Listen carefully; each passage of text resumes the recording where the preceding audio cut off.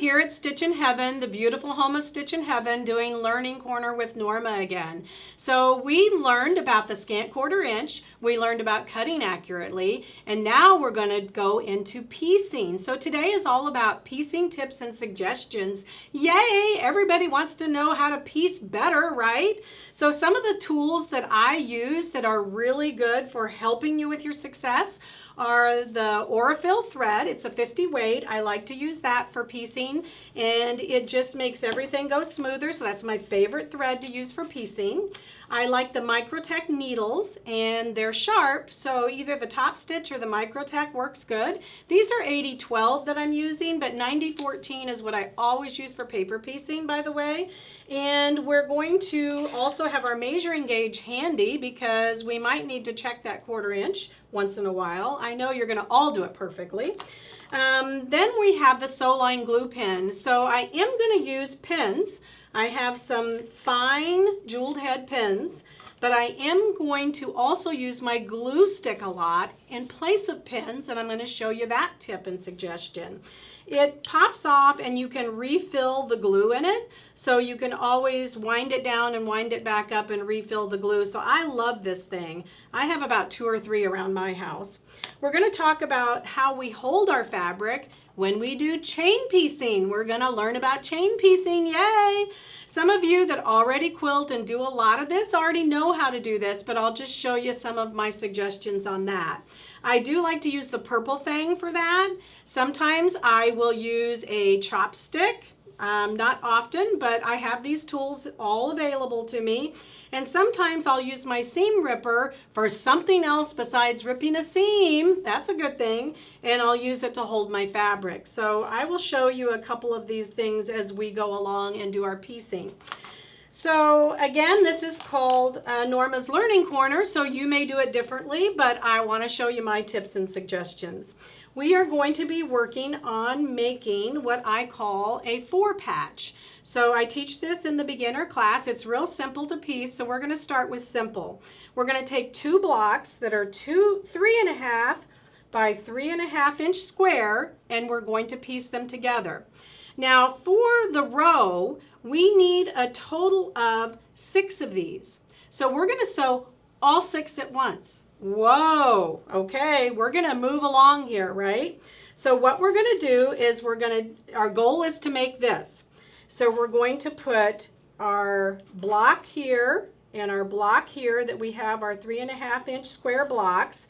I'm going to lay it out just so you can see exactly what it looks like. So that's what it's going to look like in our block. And actually the way I lay it out, I want it to look like that, but that's okay. It doesn't matter. We're going to put these 2 pieces together. So we have 3 of these in our block.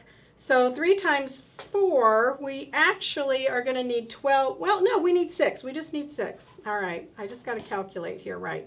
All right. So we're going to flip it over, and we're going to use our glue pen for this.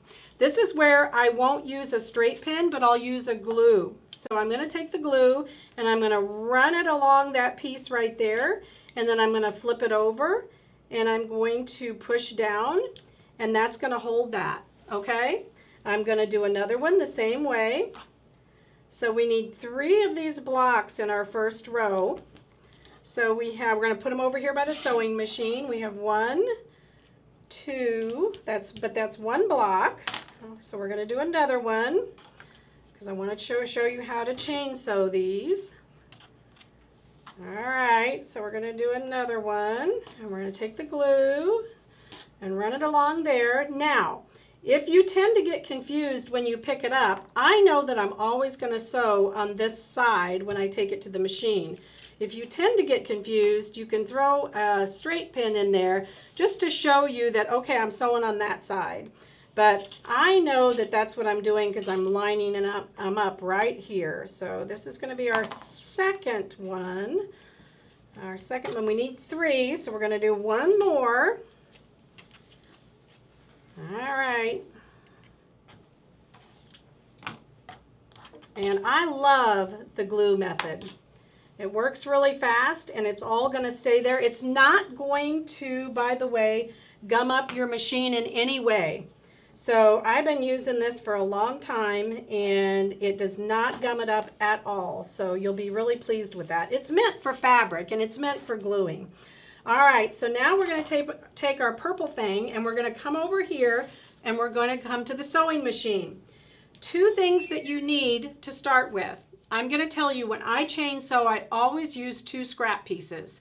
They're called B and E, beginning and end, real easy. You need two pieces, a B and an E, and they're just scrap pieces that I just folded underneath, and I'm going to use those when I come over to sew.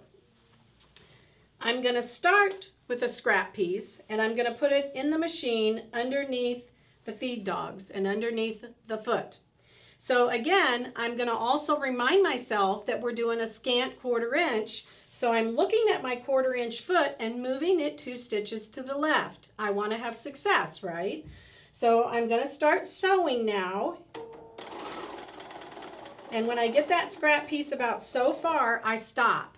A scrap piece, number one, gives your machine something for the feed dogs to hold on to, and it also lifts your foot a little bit. So when you're ready to sew, it is ready for you, and you don't have to worry about any of the threads getting caught up in that first stitch that you do.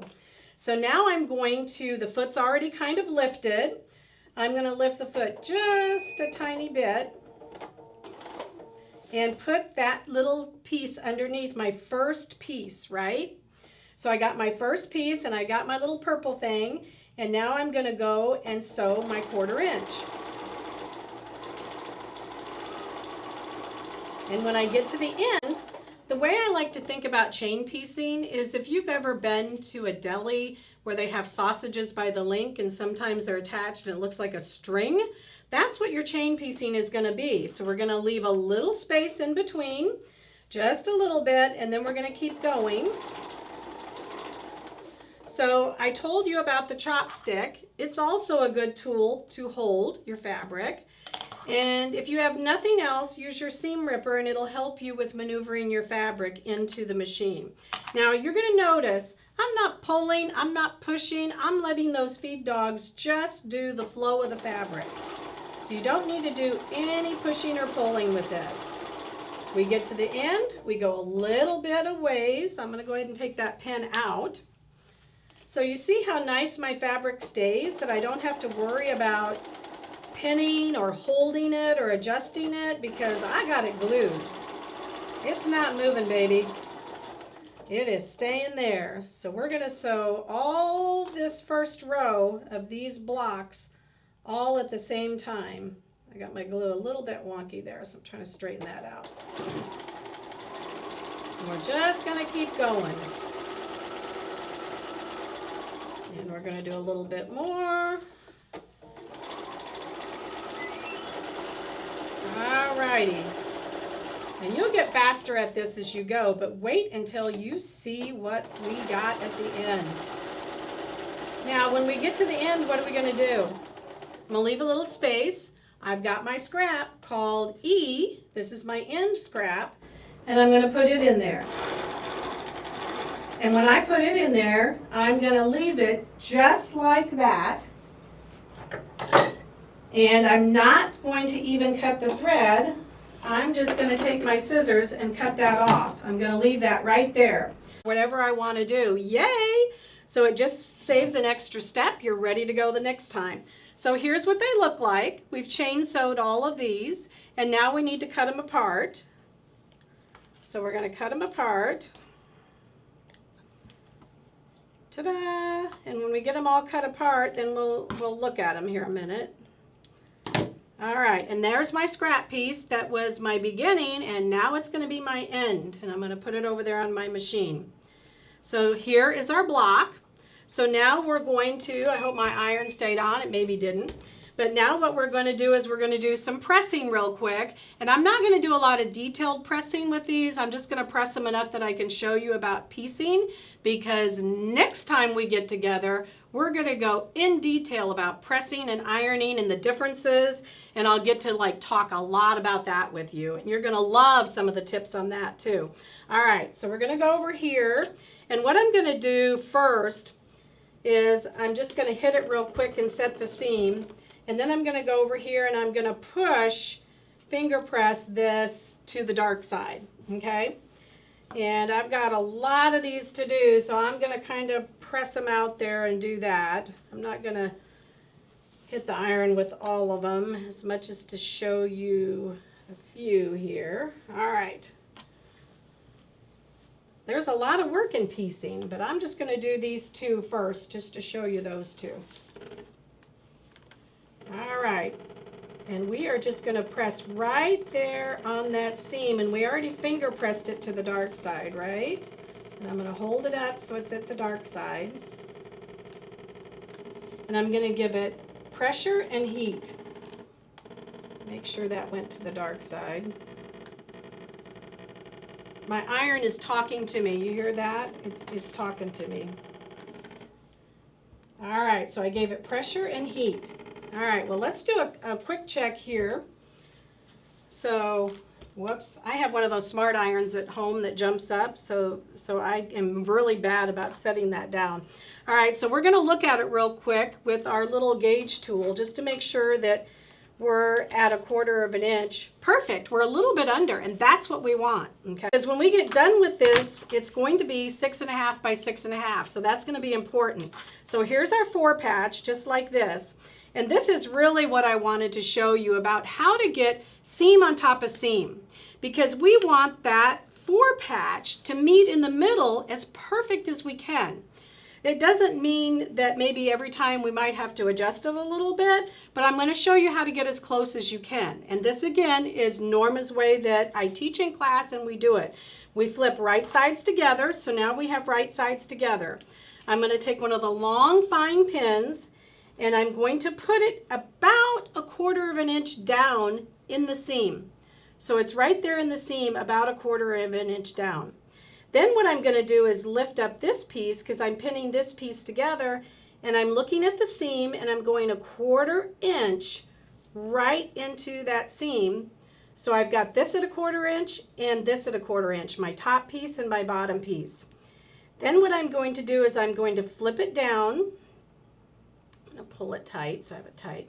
I'm going to flip it down and take my pin and go down like that. And you see where that's in the seam? That's what you want. You want it to hold at 1/4 inch right at the seam. And if you look at the back, the same thing, it's in the seam. So that straight pin being in the seam tells me it's going to hold it right there. Perfect, right? Now if you want to, we want to make sure these two sides don't wiggle on us, right? You can take a pin and put in there. Norma grabs the glue stick, and I'm going to stick a little bit of glue there and make sure that stays down, and a little bit of glue and make sure that stays down.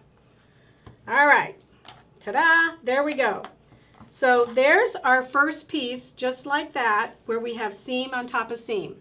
So rather than chain sewing this one, I am going to chain sew the other ones here in a minute, and we're going to make that first row. But what I'm going to do is go ahead and sew this one so I can show you how perfect that's going to be. All right, so I'm going to use my chopstick this time to show you how that works. And I've already got my first starter piece, my B piece, in there. So all I have to do is start feeding it in. Let my foot and my feed dogs do the work. Now people ask me, do you sew over that pin? Sometimes I do. Sometimes if I get it close enough, I'll pull it out. If I ever feel like I need to leave it, because the more I leave it, the more secure it is, I'm gonna go slow. If you go super slow, your machine will sense it and jump over it. If you're Speedy Gonzalez, I'm gonna tell you you're gonna break it every time, and you don't really wanna do that. So if you can, get as close as you can, and you can kind of pull it out. But I do a lot of times sew right over it because I know it's at 1/4 of an inch. And I'm going to lift my foot just a little bit. There we go. So I can get that seam underneath there. You see how close I am? I'm super, super close. So I know that nothing's moving right now. It's super, super close. So I'm going to go ahead and take it out. And I'm going to keep going. And I get down here, and I'm going to put my end piece in, right? My end scrap piece. And when I get it in, I've got these huge big scissors for some reason. You can use your small scissors. I cut it out, so that's ready to go for next time. And we're going to take this off, and we're going to open it up. Ta-da! Look at that. Meets in the middle, right? So that's really, really important for our 4 patches. Now, our other goal is that this 4 patch needs to be 6.5. So let's take a look at that. Let's press it. Doesn't matter which way you press this. On your 4 patches, when you're doing your small blocks, I would recommend that you go to the dark side when you're ironing, okay? But on this one, I'm going to set the seam a little bit. I'm going to come back to my talking iron and lift it up here and push down and give it heat and pressure. All right, perfect. And we have this perfect 4 patch. Look at that. We're going to take our 6.5 inch ruler and we're going to pull it over here, and we're going to put the center of the ruler right in the center, and we're going to look. I see a little bitty tiny scrap over here on this side. So usually if you're using a scant quarter, you might end up with a tiny bit extra somewhere, but you are not going to be short. So we know that we didn't have any problem with being short of 6.5. We know we just have to do a tiny bit of trimming over here. And half the time you won't need to do any trimming. That's all I did, and I got a perfect 6.5 inch block for my first row. So what I'm going to do is I'm going to show you how, this is the second row, and I'm going to show you what you can do with that 4 patch. You can take a focus fabric, and then you can take a 4 patch and put them together and make yourself this awesome quilt. So I had some focus fabric here. And if you'll notice when you do the 4 patch, I made sure that all the dark fabric is going this way. But the main thing that I wanted to show you today is I wanted to show you how the 4 patch works. So I'm just going to kind of set it up there and how you do piecing. I'm going to pull that apart. Sometimes when you do the glue, you need to pull it apart. And just know when you use the glue, if you're worried about that it spilled over a little bit, take a toothbrush and some water and it washes right out. So anyway, that is perfect. So I'm just going to lay it out to show you when you piece it and you do your little 4 patch, it's going to look just like that. And because I don't have the seams in there, it's not exact, but there is our quilt, the first row and the second row, and piecing with the seams right on top of each other for a piecing tip and suggestion today. So yay! Look what we did. I'm so proud of you guys, and I hope that you have fun piecing and getting that seam on top of seam and have great success. And we'll see you next time for ironing and pressing and the difference and some more suggestions. See you soon.